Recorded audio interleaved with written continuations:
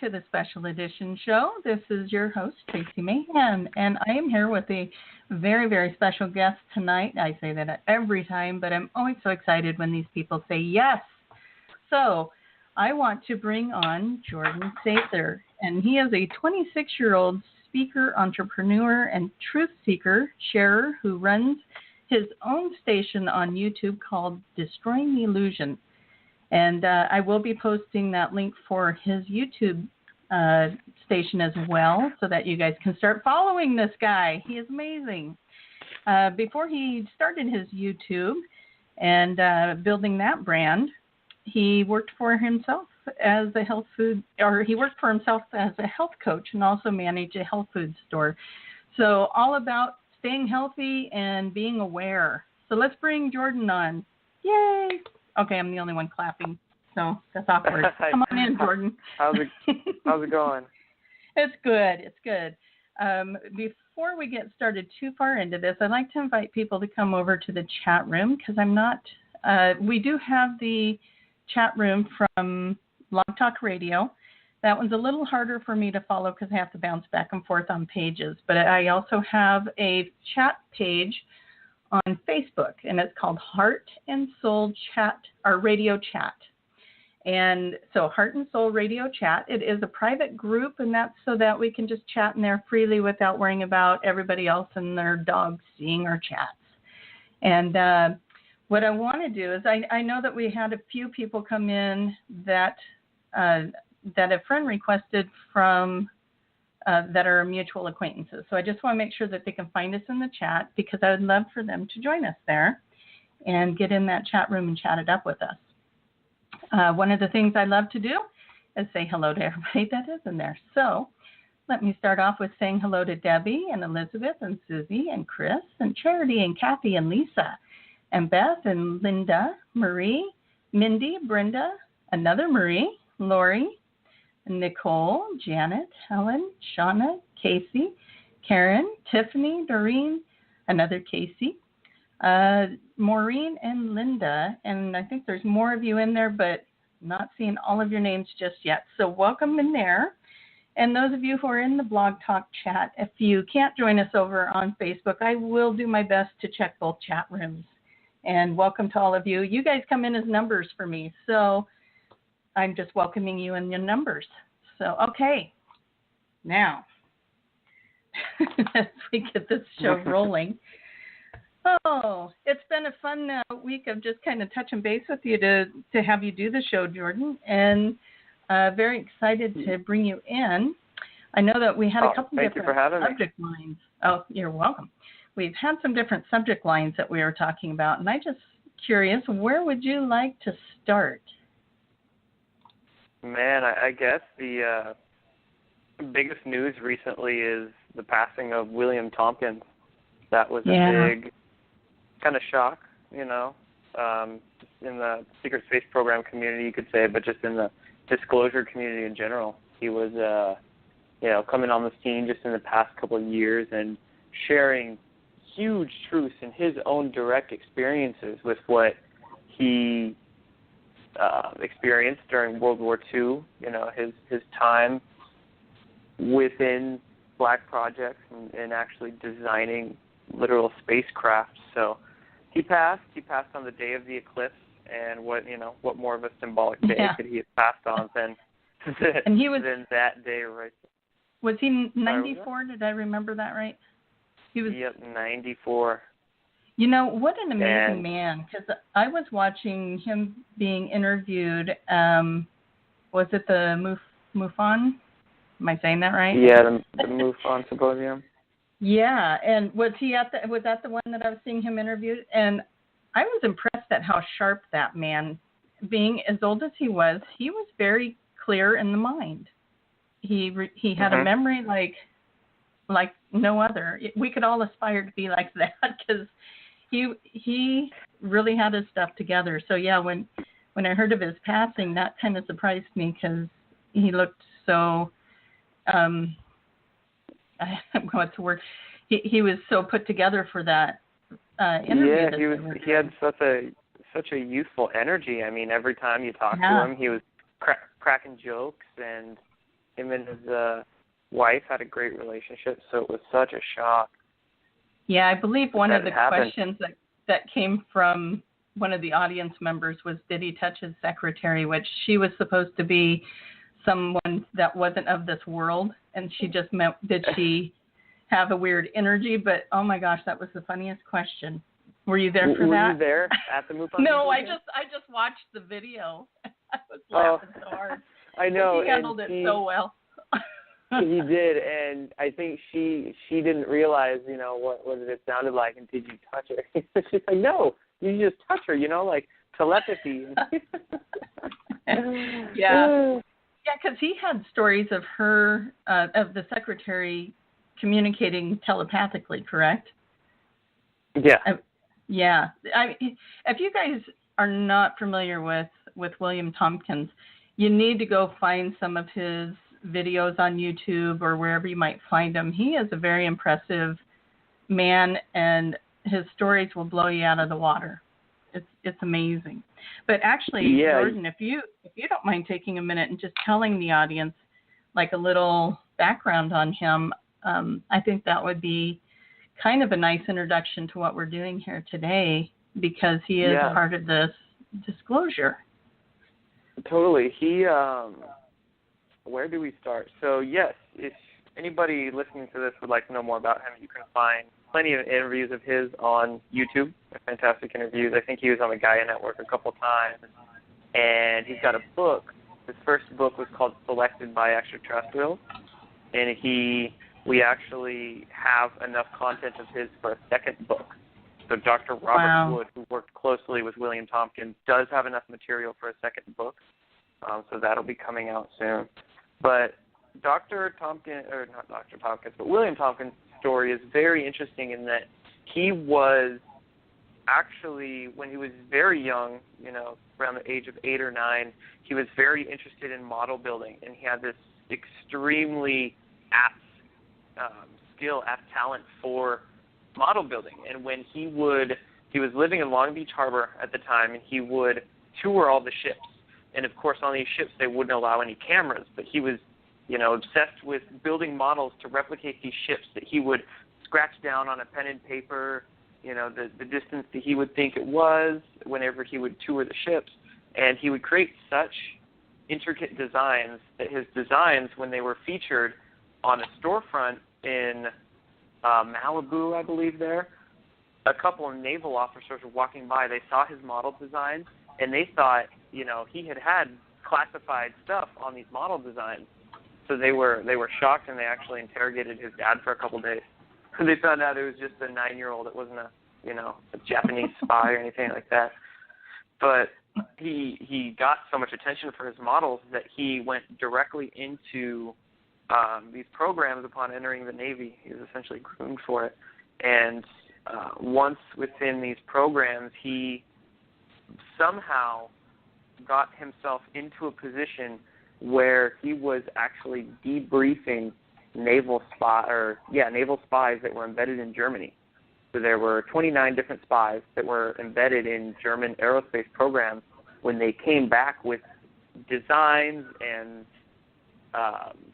blueprints and schematics and things like that of the secret projects that the German companies were working on, it was William Tompkins' job to disseminate this aircraft research. So he would actually take these top secret designs and fly them to aerospace companies around the country. He called them packages. He would fly thousands of these packages across California and across the country, and it was all extremely secret anti-gravity technology. So that's what these packages dealt with. So that's his story around World War II, and then from there he went to work for McDonnell Douglas and DRW, Northrop, and pretty much many major aerospace companies in disseminating this research. Yeah. And I've listened to some of those stories of his deliveries and how things would play out, and it's just phenomenal to listen to it and to hear how he was getting this telepathic communication, how we probably all are actually on some level receiving these telepathic communications, and it just intrigues me because I do a lot of the readings, the mediumship, and that type of thing, and so when I hear of how this works for him, there's some common points to it that just kind of sucked me in. But anyway, so absolutely. So you've been inspired. Oh, go ahead. Go ahead. Oh, I was just going to say, it's the favorite thing about him was that every single interview and show that he did, he would make it a point to say that we are all mind controlled essentially, and we are told lies throughout school and through education and media and whatnot. And he made it a point to tell you that all this stuff is completely possible. Telepathy and dematerialization and anti-gravity and all this stuff is completely real, and it's just based on belief. If you believe it's real, then it'll come to you. Yeah. Our belief system is such an amazing tool. And once we really start mastering how that works, life changes drastically. So, so in this time of you doing your YouTube video, you've, I don't know at what point of your career I kind of jumped in on following you, but I've been following you for a while. And I know that you kind of keep evolving this, and it's amazing to watch you just keep growing and growing. And so I'm having a lot of fun just being a part of that, even as just a watcher. But now I get to have you on the show. So, yay, I hope I can help you grow. That's awesome. Thank you. You've been part of wanting to expose and get this disclosure out there. Your show is called Destroying the Illusion. So let's talk a little bit about what got you to decide to do this. Basically, just the inner angst from seeing everybody lied to. I mean, that's it. Yeah. It's this deep-rooted need or mission within me to get people to see, just simply see, and use their brains and think and connect the dots, and take their own lives in their own hands through simply information. There's so much information that we are denied by the powers that be, and it disempowers people, and it makes them feel guilty, and it makes them feel like they have no power and no infinite potential. So there was a point in time where I was just like, I need to do this, right? Just how easy would it be to take this avenue on the internet and exploit that to not only share information but to grow a brand and support myself at the same time. And it's been amazing doing both, actually, using, while we still have this fiat money system we're dealing with, but actually use that to spread information, right? Use the system to take down the system. Beautiful. Yeah. And Beautiful. And James Gilliland talks about how the money thing is going to change. I'm not real clear on what's all happening there, but it does always make me feel good when he speaks about it. So I don't think anybody knows exactly how it's going to go down, but there's no doubt trillions and trillions of dollars and tons of gold that have simply just been hidden from humanity. I mean, not on one aspect alone of it. The Pentagon has stolen, $11 trillion from us? If that, 10, 11 trillion, whatever money's on the black market and trafficking, whatever the elites do, and then all the gold that's been kept away. But it's inevitable that all of this will be returned to humanity, and that includes the gold and prosperity funds and whatnot. I'm not anymore expecting it to be tonight or tomorrow, or putting my life on the line, expecting a big paycheck to magically You're not appear running tomorrow. up the credit cards? Not running up the credit card. There was a point in time through my awakening process when I was like that, and I was expecting to be saved by the savior of money. But I think we shouldn't be living like that. But that kind of pops in the whole.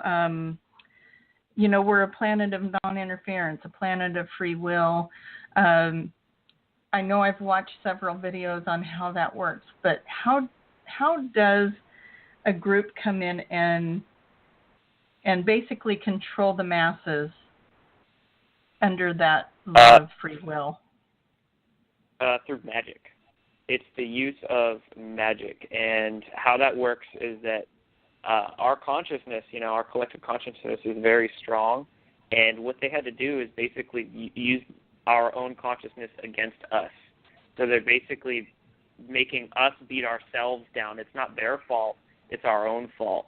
That's a huge thing that people don't like to hear, but we are, through our actions, through our own power, keeps them in power, right? So our buying of their products, I've been to consciousness festivals or conferences this year, and I still see people using Coca-Cola and products of the elite's own companies. Like their energy is still flowing right into their hands. So through our choices, through what we buy, through how we spend our money, how we spend our time and our energy, we could simply end their power tomorrow if we so chose to at a collective level. But I kind of digress there, but at least talking in free will side of things, cosmic laws, if our waking up, so the fact that we are seeing the illusion or seeing the dupe and verbally and energetically disconsenting, the fact that we are disconsenting spins that wheel of karma and causes the elite's downfall, essentially. So they're not able to use that free will against us anymore. Yeah, and that is such a key thing to say there, us disconsenting. So it's time for us to say no. The slogan, just say no. That should be on your T-shirt.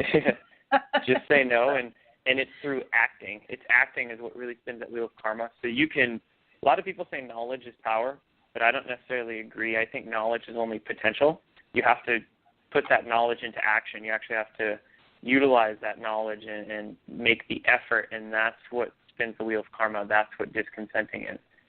So I went to my first tangent first, in that actually voting with your choices and your dollars and your energy is what spins that wheel of karma. Yeah.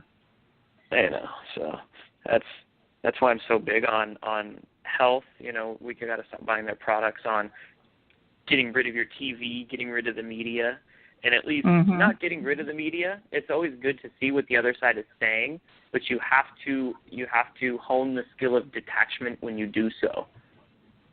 Yeah. You have to really understand that it's not black and white. You gotta hone your discernment skills, and that you can read mainstream media, you can see what the truth is, but you can also see where their narrative is and where they're lying to you.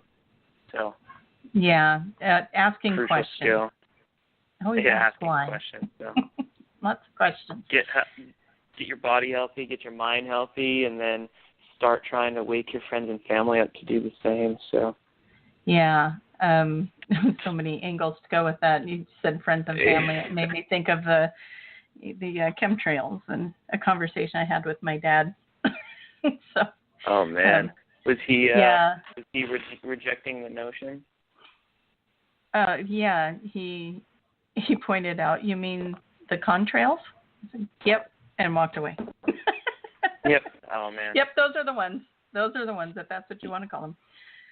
But, there's some people that we just won't change their mind, and we have to be okay with that. I had to come to that place for myself, is I have to be okay with that. That's where they're at. That's, this is my truth. I don't need to throw it at them. And so, yeah. Precisely. Everybody's on their own path, A lot of people say you can lead a horse to the water, but you can't make him drink it. Yeah. I would say you can make the horse at least realize it's real thirsty, sell your ideas as much as you can, but you cannot force them. You can't force their head in it. And I think in time, I never say never, paradoxically. I think in time everybody can and will come around. I've had people it's funny you say chemtrails. I had a friend who 4 years ago called me crazy for believing in chemtrails. But then in the last few months, she's kind of seeing what I do and agreeing with a lot more of it. So I was actually talking about this topic with one of my clients the other day, in that he was worried about people thinking he's crazy. And I'm like, fantastic. If these people think you're nuts now, when the shit really hits the fan, they're going to be the ones that are extremely lost, and then you're going to provide that avenue of understanding. You're going to be their savior, essentially. You will You're going stand to help out them. in their mind. Yes. Yeah. Go to your nearest conspiracy theorist when shit hits the fan, right? So you're such an opportunity. That's why exactly. I've about 6 to 9 months ago, that's why I started giving no F's, no care online about what people thought of me, and I just started saying all the crazy stuff in the world, because I'm like, when stuff goes down, you're going to be the go-to guy. Here. Yeah. Well, you kind of have to have a thick skin when you do YouTube, because every person on the planet thinks that they need to project their stuff on your posts. So it's like, right. It does make me look at that and go, if people knew what mirroring was, they wouldn't write that stuff. Right. And that's the biggest window test, into them. Yeah. It's been such an intense soul growth journey the past 6 months since I started my YouTube channel. It's been amazing. Mm-hmm. And that's one reason I did it as well. I was always pretty introverted and inward, a few years ago, and that's, I think, one reason why maybe I was pushed to do this YouTube channel. Like, here's an opportunity that I have, but here's also a way I not have to just grow. pushed, but maybe even born for it. That's how I see Possibly. it. Chose it. Yes. Well, I'm not sure how familiar you are with Dolores Cannon's work, but a volunteer. You volunteered. You raised your hand and said, "Send me into that crazy place, and let me see what I can do." so here you are. I've heard the name and seen a few articles on it, but I've never read her books or anything like that. But yeah, totally volunteered. And then the way life has gone, it's like I used to manage a health food store, and there what I was doing was breaking down very complicated health ideas and trying to get people to unlearn stuff. And I would be talking to 50, 60 people a day, breaking down complex topics for them to understand. So then, that's where a big awakening of mine occurred. Another huge awakening of mine occurred was through watching people on YouTube. During my awakening process, I went into a pretty depressive fit, as many do, when they wake up to the reality of the world. Especially the way my awakening process occurred, it was so deep at once that I went off a cliff with it, and I did go pretty deep, and I would watch people on YouTube to help me out, right, for my own cathartic or therapeuticness.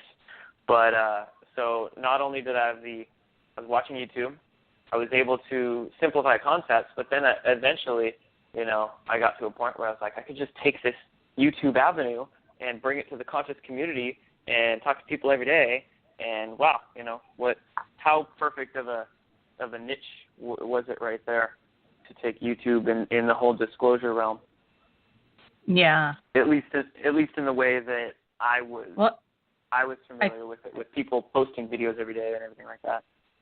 Right. And I think that your following is a good demonstration of how much this is needed.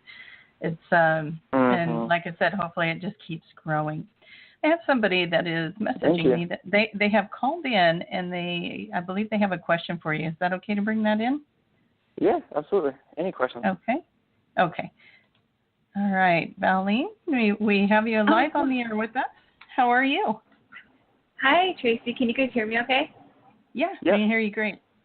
Oh, perfect. Hi, Jordan. I actually just seeing on your Facebook feed today, Tracie, I saw that you had Jordan on, and I actually haven't heard of him, but his stuff parallels so much of what's going on in my life, and I kind of turned it over to Spirit, and I said, I am feeling so alone and isolated with all this. Can you please, throw me a bone here, give me a sign that I'm not going crazy.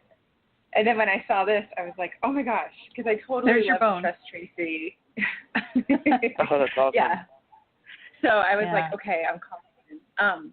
I just want to say thank you, Tracie, for having this topic today. And kind of some background about me is I've been doing angel, like reading, healing stuff, and then mediumship, and it's all kind of been just getting funneled down, and I was very Pollyanna about all this stuff. And then I would literally say probably the last 2 months, it's like they always say when it comes to this type of disclosure stuff, it's like a rabbit hole. And I just got thrusted down it, and it's so intense. And I'm talking like not stuff that I'm reading or consuming, it's stuff that's happening to me. Because when the stuff, I don't know if you guys are familiar, like with what happened, what you were talking about the gentleman before, I think William. Mm-hmm. Uh-huh. So before David Wilcock and Corey Good, they were talking about what was happening and going on with them. And because I know that they worked with that same gentleman on their cosmic disclosure, stuff like that. Yes.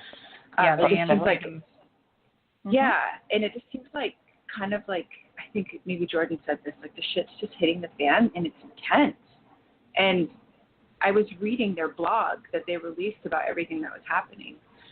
So I go to sleep, and I hope I don't sound crazy, but I'm reading it, and my family's sleeping. It's like 4 or 5 o'clock in the morning, and then I see this like etheric grid extend all the way on my hand, and there's like luminous blue grid points, and I'm like, weird, whatever, don't think anything of it, because I just see that kind of stuff all the time in the middle of the night. That's why I'm up like in the middle of the night Facebooking, because I can't sleep because spirit, and I just see crazy stuff all the time. But this time I fall asleep and I doze off, and then there is, sorry, I'm a mom too, that's my 1-year-old. So I go to sleep and I have this really vivid dream, and I know usually when they're vivid like that, like lucid dreams, that it's spirit. And it's me with girlfriends. We're out, and then we leave this party, and something tries to isolate us, and it does. And then darkness. My dream just went dark, like, and I feel spirit coming in as I say this, like I'm getting goosebumps. Darkness enveloped me, and I couldn't see in my dream anymore. And then I wake up, and my head is humming and vibrating. And I look up, and there's this thing floating about 6 feet in the air, broadcasting or shooting a beam at my head. And I instantly called in. I said, Archangel Michael, help me. But it wasn't what Archangel Michael usually does. Usually I could see his orb, and he clears the energy that I see. It was like this thing was of 3D, and he couldn't sweep it away like he would something that was like etheric, if that makes sense. Anyway, so this thing, it sees that I see it, I call it in, it stops, goes out of my room, goes into the hallway, and goes towards my little boy's room. I jump up, and it's gone. And it was so intense and real, and it kind of goes along with other dreams I've been having, where I wake up, and I don't have anybody to talk to, because everybody thinks, like, if I tell them this, they're going to think I'm crazy. And I had a really vivid dream about Google. And I know that, and I've never been a conspiracy theorist, never thought anything about AI stuff, artificial intelligence, anything like that. And in this dream, Google is actually a government cover-up, and I didn't know anything about this prior to having this dream. So this is what really shook me. Anyways, it was a government cover-up. It's really Google is the government, and they used all of the information that we had to come into our house, use it against us. They turned us into like a Stepford family, and whoever recognized that we were different, that's how they knew who to go after next. And they injected us with something. And I know this sounds crazy, but this is like the only place where I thought maybe I could share this and have somebody hear me or just receive me, or somebody else who might be going through it. I don't know. This is where I point out that they put this information in plain sight for us in movie forms and all kinds of stuff. But I want Jordan to touch on Google, because haven't they been finding things with Google? Hasn't Google been banning and doing some things to people that are doing disclosure stuff? Yeah, Google owns YouTube, and Google completely, you could say, specifies their analytics. And especially on YouTube, if the analytics catches people's keywords or tags in videos, it'll demonetize them and sometimes even swipe or remove them off the internet. So Google is a huge, globalist, deep state company, and they do things. They do a lot of things. Yeah. That dream was scary, like straight up. And what's amazing about your contact experience is that a lot of people, more and more people, are having contact experiences, and usually they start either in the dream state or telepathically. I've had some very interesting contact in my dreams, and then it moves into the physical form. So yours is moving along fast, it sounds like, and you're not crazy. Definitely not crazy. So it's good that it's really good that you're reaching out and, using the magic of the internet to actually connect with people who are going through the same thing. So. Hey, Valine, have you ever seen the Divergent movies?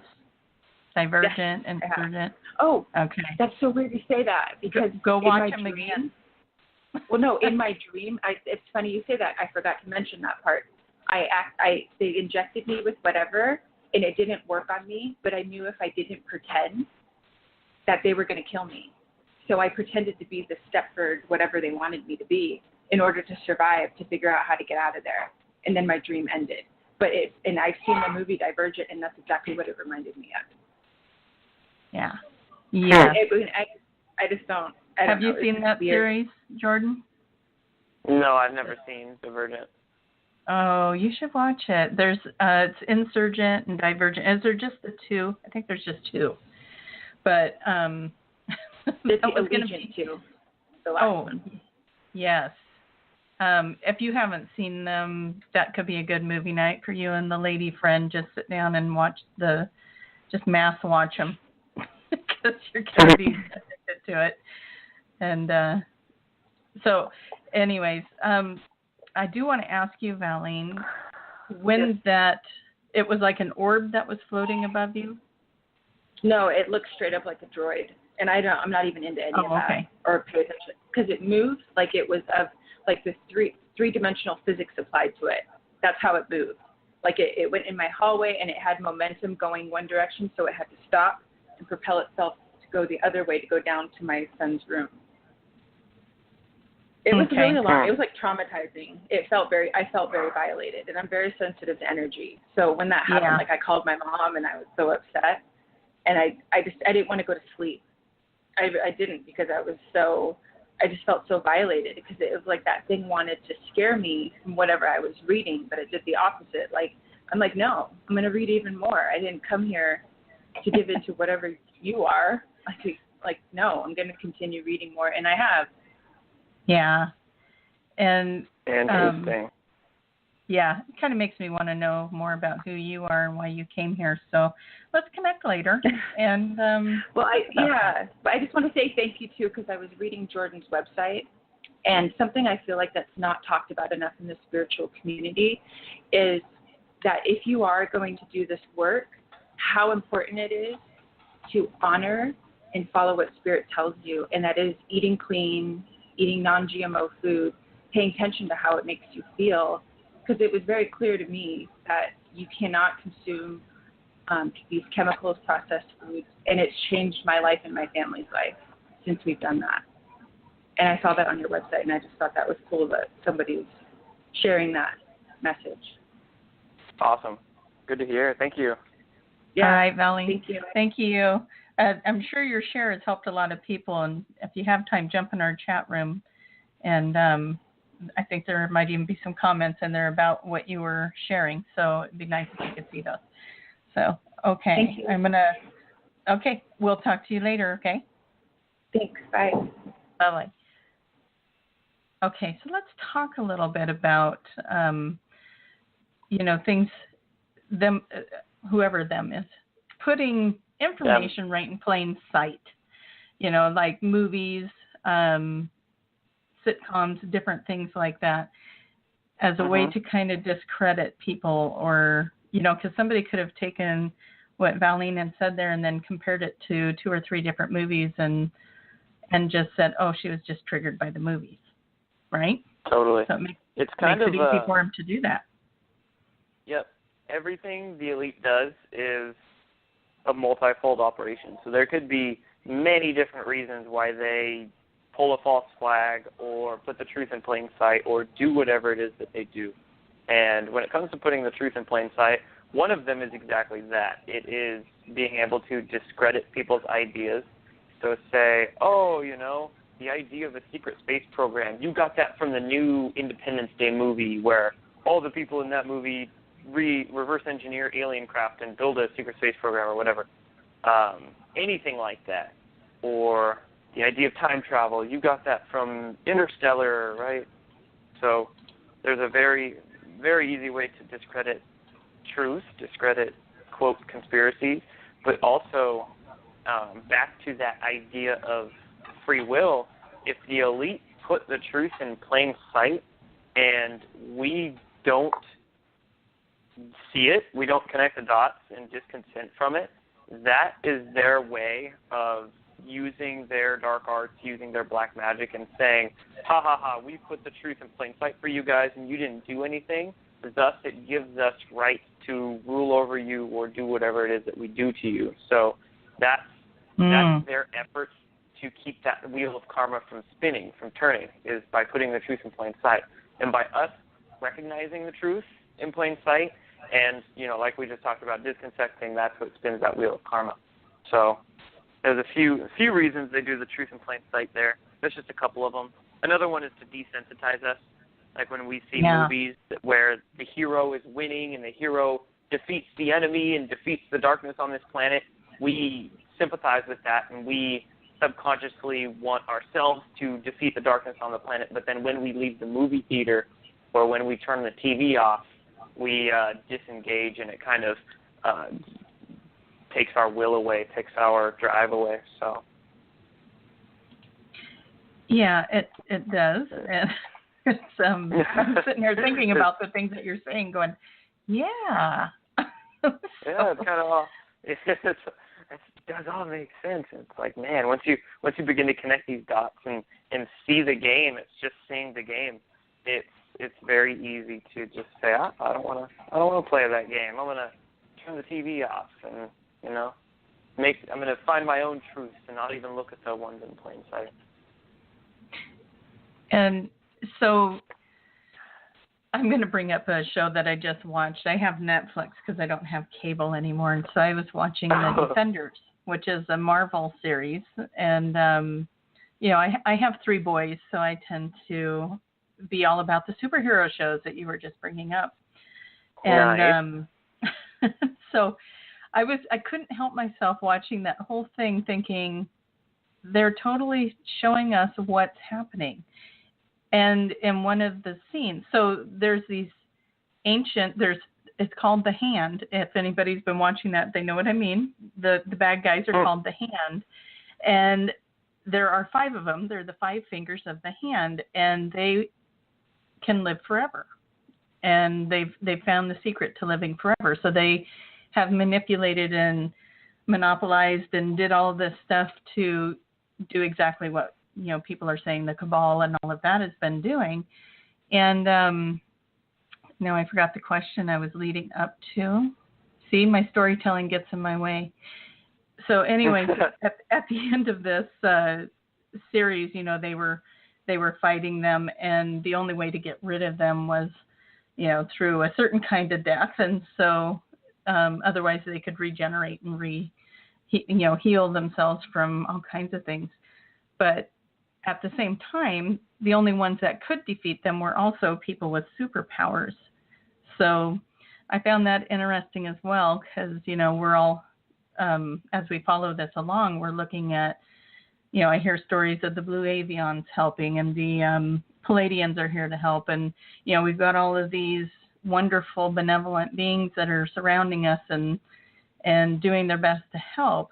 But one of the things that I've heard, though, is that some of these Dracos or reptilian-type beings that are not being nice are so accustomed to this atmosphere now they can't leave.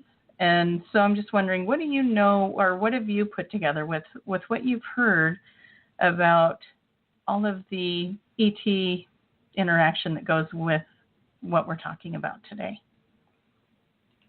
Well, with this question, I can just go based upon how I feel, right, and piece together from the information I've heard. I don't have any direct contact experiences of my own in the physical form quite yet, but with the increase in consciousness occurring so exponentially, we are just making this planet's vibration higher and higher and higher all collectively.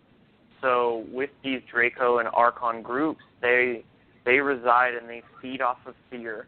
They feed off of negative vibrations. And the fact is that their mainstream media fear porn is failing. Their games are failing. That's why they're so desperate with their false flags. They have to resort to like cars and knife attacks and stuff these days. They can't pull the giant ones anymore. Their plans are failing. People are waking up. So we're essentially getting rid that the more we make ourselves conscious, make ourselves happier, follow our bliss, the more we basically just fry the reptilians and fry these Archon groups out of here.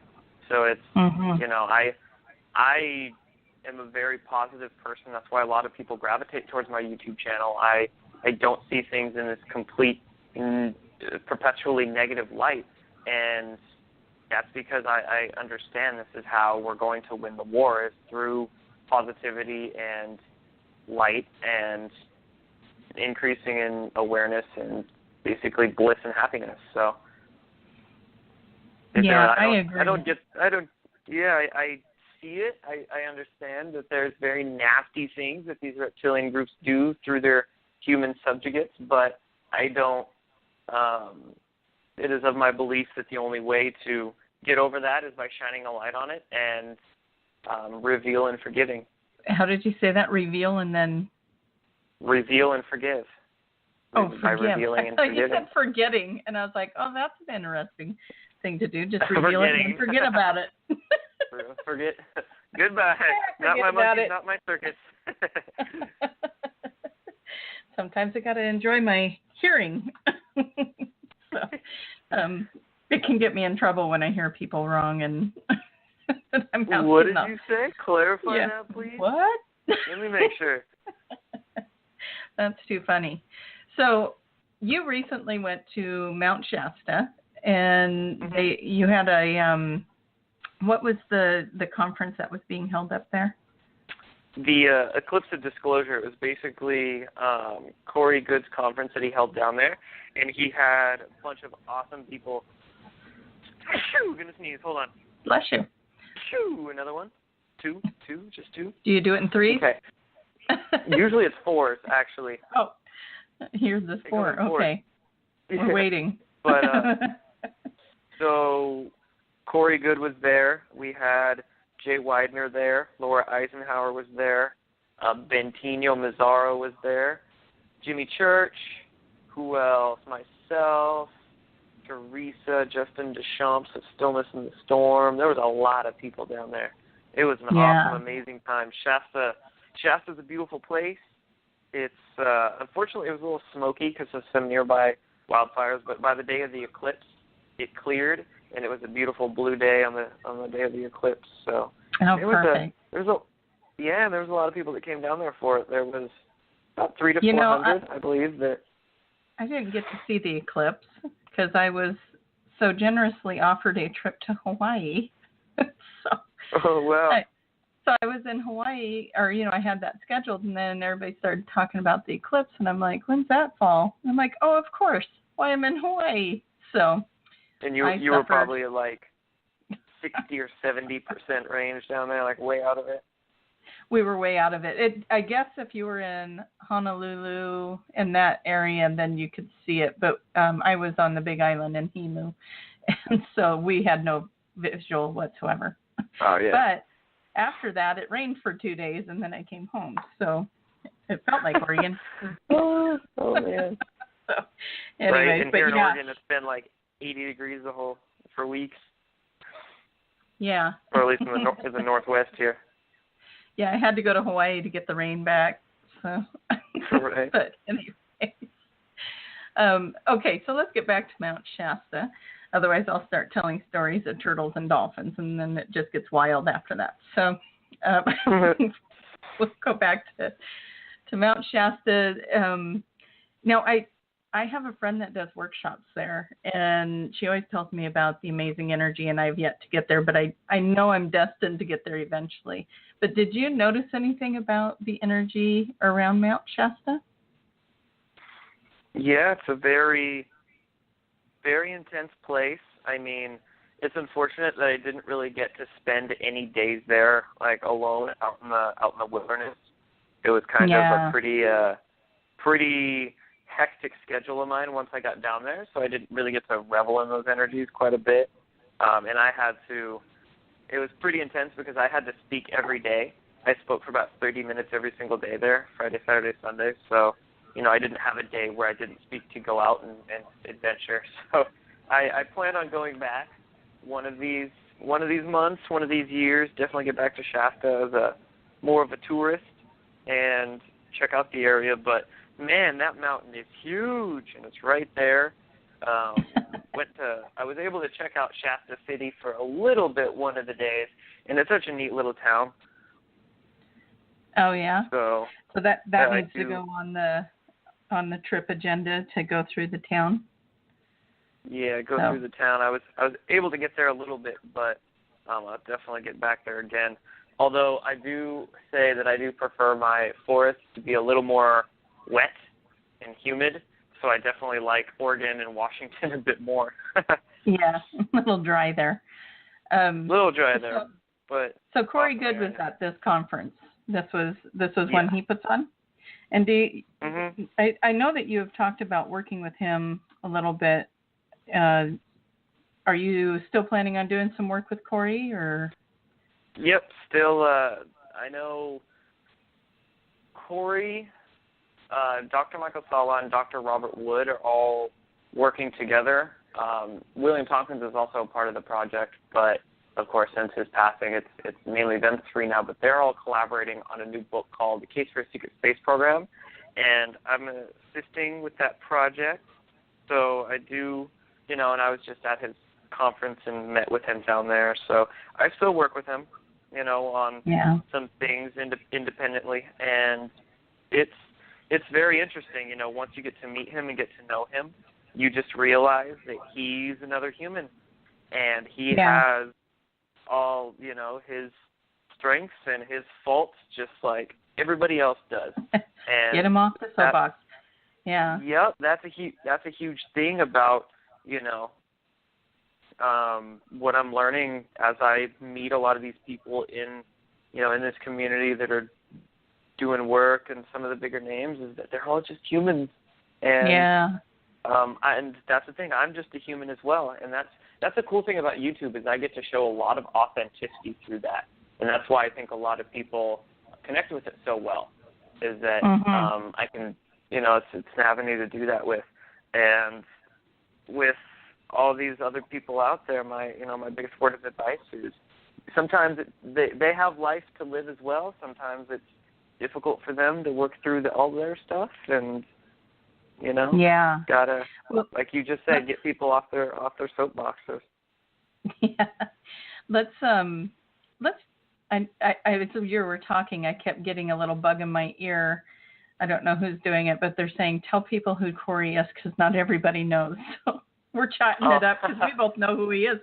But I know Valine brought him up, and then we both brought him up, and I have a feeling some of the audience may not know who Corey Good is. So if you don't mind giving us a little short version of that would be wonderful.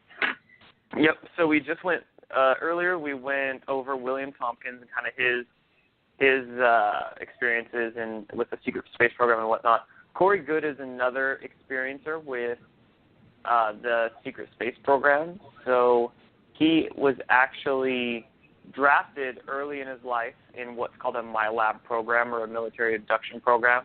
Basically, when he was young, he scored high on aptitude tests, and his family lineage was already, his grandfather was a part of secret government projects, so he was already noted. He was already on the list from a young age. And he was brought into some programs, some government programs, and then from there he went into the secret space program, and that's where he served on various vessels of the Black Projects. The name of the project he was allegedly working on was called Solar Warden, and it's a very interesting connection that Corey Goode was working on Navy programs, and these might have been the very same vessels that William Tompkins originally designed in the 1950s. So, it's very possible. It's an interesting synchronicity there. But so that's basically Corey Goode's story. He served on secret space program vessels. He was then memory swiped and age regressed. I know it sounds crazy, but these are very possible technologies. You just got everybody's attention. Age regress? Yep, what? He was memory swiped and age regressed, very possible technologies, but he basically served in what's called a 20 and back program. So he went out, served 20 years in the solar system, was age regressed and literally mind swiped back to his early years, and then he lived a normal life. And the normal life he lived, he had a lot of PTSD. He had a lot of temper issues because of his subconscious was literally messed with so bad. But just recently, probably within the last 5 to 10 years, he started getting a lot of his memories back, which can happen. Corey Goode is not the only one. There's others who served 20 and backs as well, and I can name a few names like Tony Rodriguez and Randy Kramer, I believe, served 20 and back. I think Laura Eisenhower did too. But anyway, so there's other people out there. Corey Goode's story exploded the past couple of years, so he's getting a lot of recognition for it. Yeah, and it part of that probably was his connecting with David Wilcock and getting those interviews in. So if you guys want to know more about him, those are some names to go look up. I believe they still have stuff on YouTube, but if you want to see their Cosmic Disclosure program, that's on the Gaia TV. So yeah, go look him up. He's got an interesting story. There's a few of his conferences are online, and they're really good to research for free on YouTube. I mean, yeah. So I think he has a joint one with David. Yeah, perfect. But yeah, that would be great. Gaia, YouTube. Cosmic Disclosure on Gaia. Yeah, we'll be seeing you on Gaia one of these days, and then we'll promote it some more. We'll get you out there. So wonderful. I do want to say to the audience, if you have questions for Jordan, we can take some calls. The number is 323-642-1397. I did kind of space saying that earlier, so at the point we have no more callers, but I do want to give that option out there right now real quick. If somebody wants to ask questions, we have a little time for that if you want to call in, and that's 323-642-1397. So I also put your website, jordansather.com, the YouTube link. What else did we put on there? Oh, I didn't get your Facebook. You have a Facebook group as well? Or page?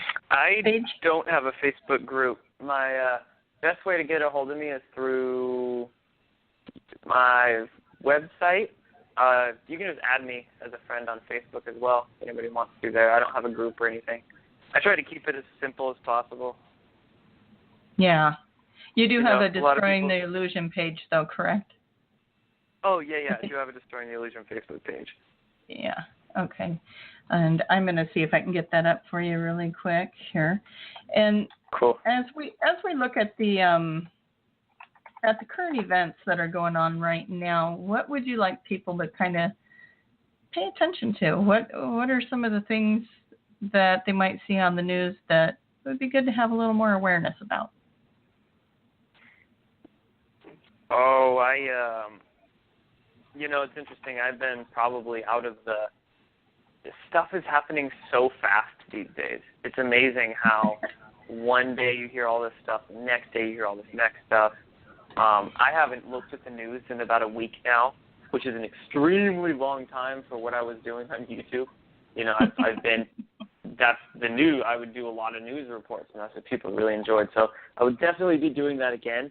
But I would say be not only one piece of advice, there's many I could give. One piece would be beware of actual fake news, because many people understand that the mainstream media is basically fake news, CNN, NBC, Washington Post, but there's a lot of actual fake news stories being specifically planted as myth and disinformation out there, and it might say, John Podesta and Hillary Clinton indicted, or, U.S. Representative Trey Gowdy's reporters missing, or something like that. There's a lot of actual fake news websites and fake news stories that are put out there just to confuse. So whenever you're rolling around on the internet and trying to research and going through Facebook groups and whatnot, don't take anything as being the absolute truth. Put it in your put it in your box and discern through everything as you come across the information. So that kind of brings me to another question, and that's riots and Soros and stuff like that. What would you say to people when they see the news throwing out riots? And because I know I listened to something the other day where a gentleman was talking about how he was at this peaceful protest, and there was like 10 people dressed in black with masks on, breaking windows and setting fire to everything, and that's what you see on the news, but you don't see the thousands of people peacefully protesting. I kind of want to touch on that so people are aware. Extremely good point that I just totally glossed over right there, but great you bring that up, because the media is definitely trying to cause racial division. They're trying to cause any division they can in this country. Right now, it's race, and you mentioned the people dressed in black, often associated with the Antifa groups or the, Black Lives Matter groups. And those groups are often associated with the globalist campaigns like George Soros you mentioned. And whenever there's a protest and you find those counter-protesters in the mix, the ones that are causing violence, you'll often see Craigslist ads in the area around that same time of the protest for, get paid $25 an hour to protest and all that jazz. And there's just a lot of shady stuff that goes on. And this is a COINTELPRO, counterintelligence program classic move, is that there's an honest protest. People, no violence, very peaceful. Then you'll have the counter-protesters who are paid provocateurs, paid agitators to come in, cause the violence, so the media can then blame it on the original group that was protesting. And it's just very easy to mind control and manipulate that way. So that's why you have to, look at all the information on all sides of the story then before you decide on what you're going to believe. And what's very interesting to note about those Virginia protests that happened is that whole thing was a setup. Not just the people dressed in black, the Antifa people that came in, they were specifically sent there to cause a ruckus. In that car, my guess was a paid contractor that was specifically sent to go do that. But the organizer of the, quote, alt-right group or the free speech group that was in there, his name was, I forget his name, but he was actually a Obama supporter and working for Occupy Wall Street before he turned into a Trump supporter working with whatever alt-right groups. So this guy was a paid agitator. He's a paid provocateur as well.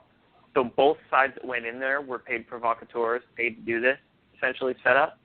And, so the whole thing, it's more staged than people want to believe or even realize most of the time. Yeah, for sure. So, and when I think of you talking about the mind control and manipulation that's going on. I do hypnosis as my thing, and it is so easily. I was actually sitting in my office today working, and my son had a song playing in the other room, and in that song it kept repeating the same thing over and over and over and over again. I thought, oh my gosh, I need to go shut that off, because he's listening to or he had fallen asleep, but it was sitting there pounding this, and I can't remember what it was. It was a rap song, so it was kind of a violent thing. So it was just kind of going over and over and over. And I was like, it is all around us. You know, we can constantly be hypnotized, and it's in our advertisements, it's in our television, it's in the banners that we read on the streets. I watched somebody on, it might have been an Ellen show or something like that. It was a clip that came by, and it was this guy that, I don't know if he called himself the mind manipulator. It was supposed to be like magic. And he had written some things on cards and showed it to the audience, and then went about doing his thing. And then later on, he had the audience all write down something, and every member of the audience wrote down the same thing. And it was because of what he wrote down. It was because of what he wrote down in the beginning. Yeah, the star. Exactly. And it shows you how easily our minds, and we can think, no one's going to be able to do that to me. Well, it's happening all day long. So, we are only in our conscious state on average about 10% of the day. The rest of the day we're floating around that subconscious mind, and that's where they're getting us. And so this is why it's important to be careful. What media are you watching? What shows are you watching? What commercials are you watching? What music are you listening to? Because it is all playing a part in, making us compliant and, behaved and whatever, eat burgers, whatever they want you to do. So I just wanted to bring that up because we were talking about the mind control, and it's way easier than people think it is. Exactly. So, it goes so deep, and since it's all started from birth, it's so ingrained in us that people don't even realize how deeply their subconscious has been programmed.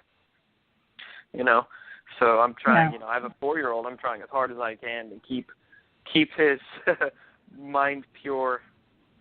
Good luck. No. Good luck. I know. Yeah. I'm sitting here thinking I've got 12 and 15 and 19 over here, and, they start running off and playing games and doing all this stuff that I'm not sure what they're hearing and listening to all day. And so that brings me to the next thing, the solar eclipse. It's my understanding that the solar eclipse was putting off an energy. Now, this I got in my own meditation. So this isn't something I heard. This isn't something I researched. What I got in my meditation was that it was putting out an energy that was going to lift the fog for a little bit. And then I also heard that it is a reset, like a reset energy, which they kind of go together. So what have you heard about the eclipse? What is the potential of the eclipse energy? Because we had a new moon, the eclipse, and a Mercury retrograde all playing parties in our heads on the 21st. So what was that? I think the energies of the eclipse are whatever we make them. Being how our collective consciousness is what influences our reality. A lot of people are coming together. They're coming together for a celestial event, and that's millions of people, if not billions, all looking up at the sky or looking at their television set at one point in the one point occurring at one specific time. So, everybody's collective consciousness coming together. If they were to put forth that intent for the most optimal timeline or the best reality to occur, then it's going to occur. So you could say that, it is the beginning of another wave or another point in the cycle, or how did you phrase it? A cleaning the slate or something to that effect? Yeah, like a reset button. Yeah. Yeah, like a reset. Totally. Totally. But I think whatever's going to come of it is from our own doing, from how we make of it. Yeah. But I have heard that there is many more people than ever beginning to meditate for peace and actually put effort into the change. So, man, it's only gonna get faster. It's only getting more fun. Yeah. Let the fun begin. Mm-hmm. Okay, let me make sure. Okay, so how do you feel about public schools? That's a question in our chat room. Speaking of the mind control. How do I feel about public schools? I feel, honestly, awful about them. And I mean, our education system was set up in America here primarily by the Rockefellers, all the foundations in the early 30s and 1940s who were setting up the Department of Education and the basically all the books in the 30s and 40s. So many things are sanitized out, all the important things, and only what they want you to learn are put in the books. And who was it? Mark Twain. He said the winners of the war get to write the textbooks. So, our minds are manipulated by the very people that own this planet. So, it could be made so much more efficient and so much more not live, so much more truthful. And by efficiency, I mean stripping out all the pointless classes and hours and days and weeks and months of wasted time that we put these kids through. I mean, where they're spending an hour a day for the first... And their parents. And their parents, yeah, totally. They're spending an hour plus a day for the first 6 to 7 years of their schooling just learning how to add. You could do that in like a month, teaching them how to do that in, just a one grade. So we waste the kids' time, we waste their life. They don't learn what they want to learn. We could make it so much, and we're taking all the creative right brain stuff out of school, like band and athletics and all that jazz. So, yeah. Well, we're not really taking athletics out, but it's becoming so much more materialist and consumerist instead of honoring the art of athletics. So, being public school, man. Don't get me started. That's why I dropped out. Should I bring up vaccines? I mean, yes, if you need people to learn about it. Injecting poisons into you. I don't know who thunk that one up. Right. And boy, do you get in trouble if you don't bring your kids in, and it's like, yep. It is crazy. Of course, now there's been so much conflict around the vaccines that I haven't had anybody bother me about them this last year, but I tell you, it's school is just as challenging for this mom to get through as it is for her children, because I have gone rounds and rounds with the school, the teacher, the principals, and I spent probably 6 months of one of my kids' junior high years practically sitting on top of the teachers and the principal, emailed them every single day, said, if you guys aren't going to do your job, then I'm going to have to babysit you. So I did, and they did not like me. but I get zero. I don't care at all. I've been kicked out I've been denied going to a doctor's office because I told them that I wasn't going to vaccinate, and they said, no, we can't see you. I said, oh, bye.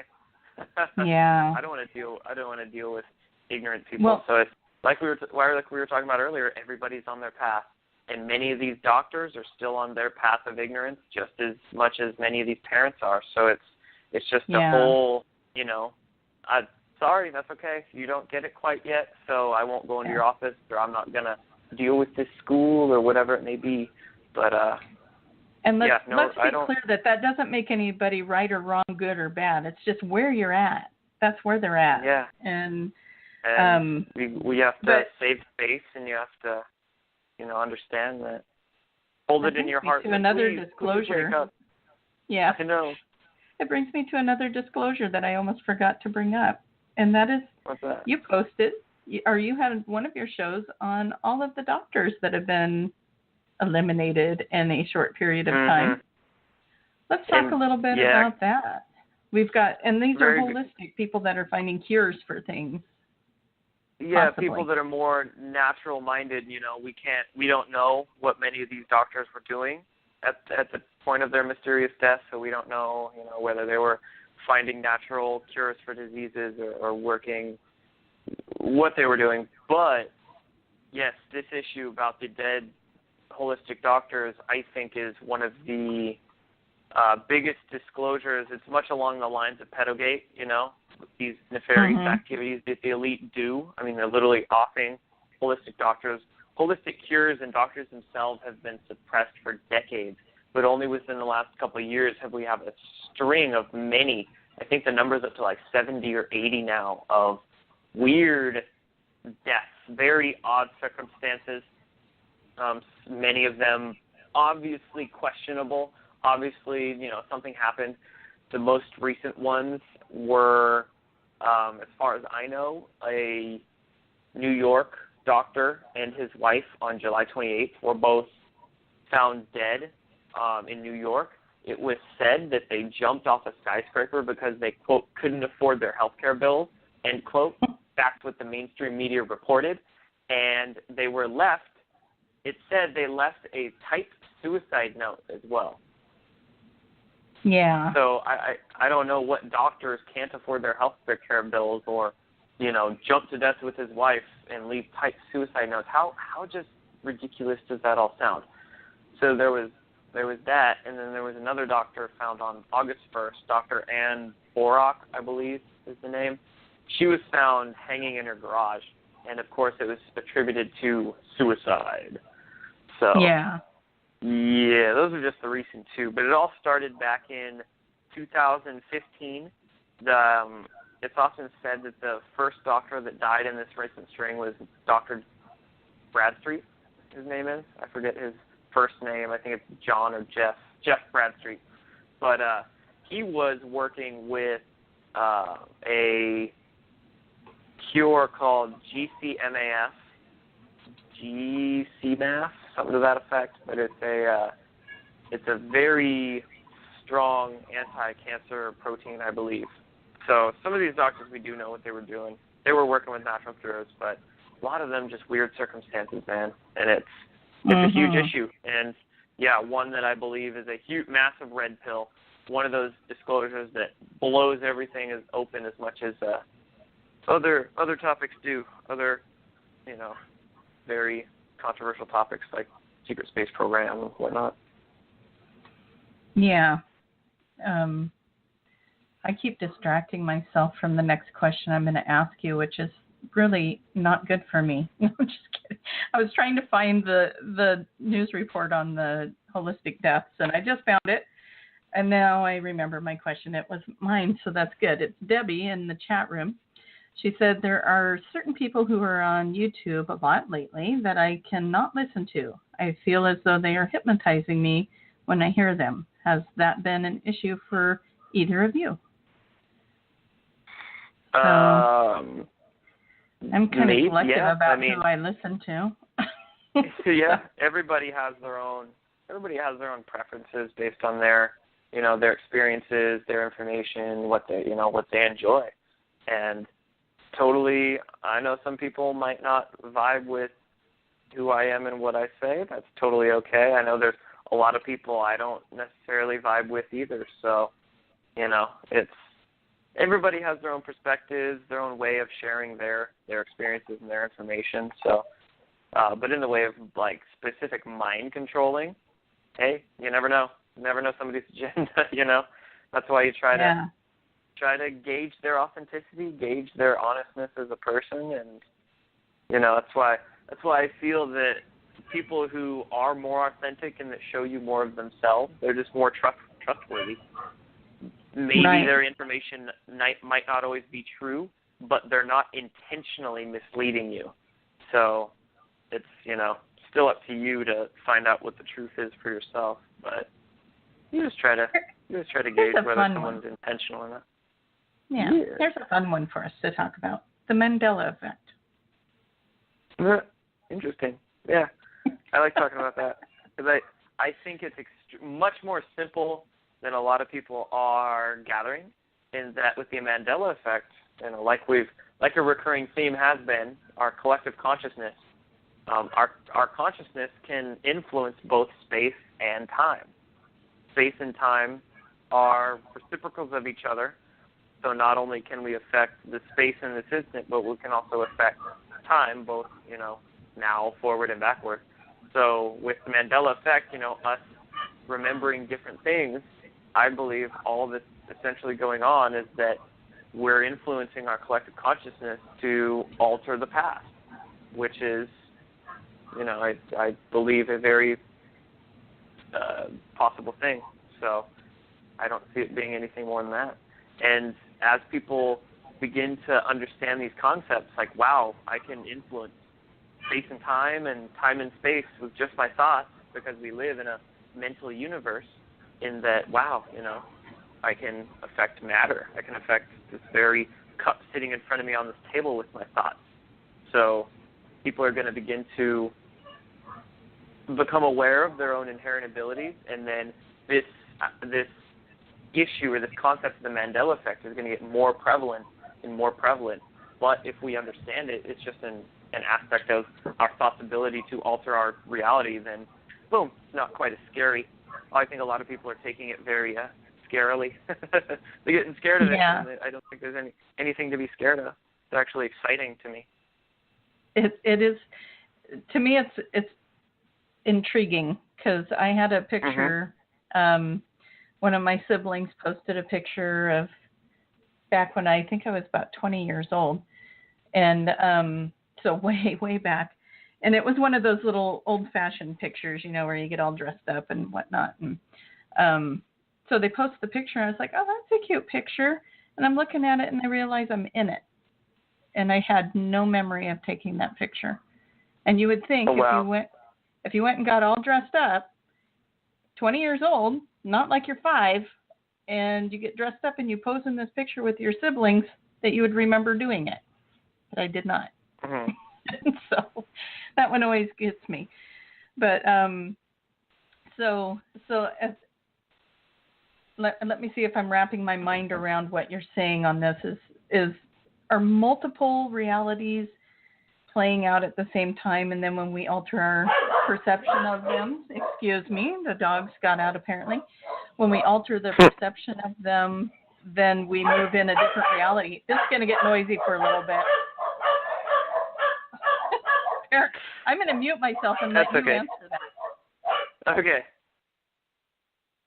I don't think there's necessarily multiple realities playing at once. I think there's only one reality, but we have an ability to manipulate this one reality in both space and time.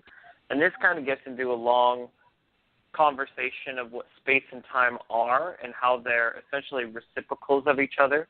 Right now in this physical universe, we're in the space-time realm, and the metaphysical universe, or where essentially our consciousness resides in, is the time-space realm, or the cosmic sector. But we can influence both. We can influence space-time, or we can influence time itself, both forward and backwards. So how would one play with this in manifesting? Because it sounds like this is like a really nice tool for manifesting and creating. Meditate, get into a very centered state of mind, a very balanced state of mind. So meditation and focused intention is crucial. Being able to quell your thoughts to a point of oneness and connect yourself with that divine realm. But not only this, get yourself healthy. Get your mind, your body-mind construct as energetic, as electric as possible. So when you do meditate and you do these mind exercises, you can make it as efficient as possible, and you can basically make your body and mind, which is an antenna, as strong of an antenna as you can. because that's what your DNA is. Your DNA, your body is an antenna that's receiving these energies all the time. So if you can pick up more of this universal flow with your body-mind antenna, then you have that much more of a chance to manipulate your reality. Wow. Yeah.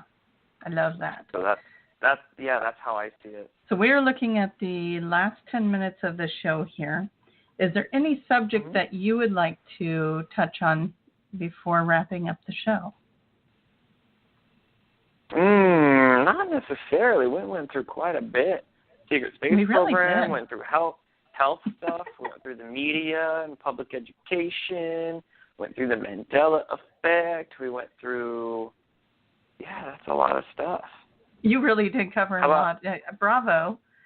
And I want to remind everybody that they can follow Jordan on YouTube under Destroying the Illusion. And so I believe you can either search Jordan Sather or Destroying the Illusion, and you'll find him. And I highly, highly encourage you guys to start following him and his daily updates. And I know that sometimes you don't make it every day, but you do put in a good effort, which I applaud you, because that's not easy to do. And, so just wanting to thank you for spending the time with us today and going through all of this and helping us get this information out there even more to people that may not have been following stuff like this, and all of a sudden now they're like, hey, I want to know more. So awesome. Thank you. Yeah. And let's see, do you have any events or other shows that you'll be on or coming up? Yeah, so what's the date? August 28th, right? Yeah, it's the 28th. Yeah, it is the 28th. So at the end of September, on September 30th, I'll be doing an online workshop for Portal to Ascension, and this workshop is called The Science of Ascension.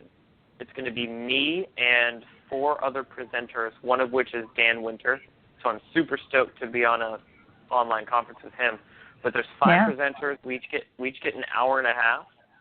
So I'll be doing, I'm not exactly sure what time I'll go on, but basically an all-day online conference. And I'll be presenting my own thoughts and theories on the science of ascension. It's $55 through the Portal of Ascension, that group, that website. So, yeah, super excited for that, September 30th. Wonderful. And will you be posting that information on your website and social media so that people can find it? Perfect. Yep.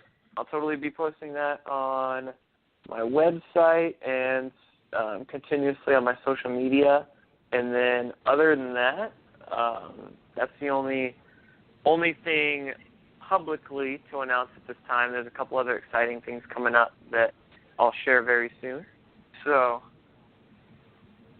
see, that gets that suspense building up, so everybody will be like, oh my gosh, I want to know what that is, and they're going to go follow you. So I love it. Yeah. One thing as well, speaking of which, we were discussing William Tompkins earlier. I'm not positive, but I do believe that I was the very last person to be able to sit down and interview him. I was able to interview him at the MUFON Symposium a month before he passed. So that's crazy. That interview will be coming out in a short time as well. Yeah, I'll be looking for that. I saw you post that, and so I've been anxiously waiting for that interview. I don't think this is the last of Tompkins' voice being in your head, but I feel like that's going to be quite the guidance for you on the other side. And he does have humor, so that he'll be a fun one to have whispering thoughts in your head. So wonderful. Yeah, exactly. All right. Well, I'm going to go ahead and wrap up the show, you guys. You can find Jordan on his YouTube and on his website, jordansather.com. And follow him. I can't say it enough. Do it. All right, you guys. Have a wonderful evening, and I'll see you next week. Thank you, Jordan. Awesome. Thank you so much. Bye.